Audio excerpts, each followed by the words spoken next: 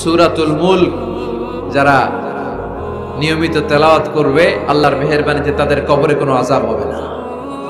করতে রাজি আছেন? কথা কয় না, করতে রাজি আছেন সবাই? বিষ্ণুই বললেন এখানেই শেষ নয়, আরো আছে।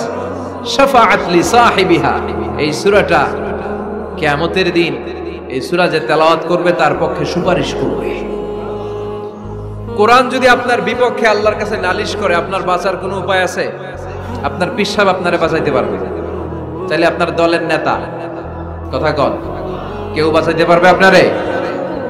কোরআন যেমনি আপনার বিরুদ্ধে দাঁড়ালে আপনারে বাঁচাতে পারবে না, কোরআন তেমনি আপনার পক্ষে দাঁড়ালে আল্লাহ আপনারে ফেলে দিতে পারবে না।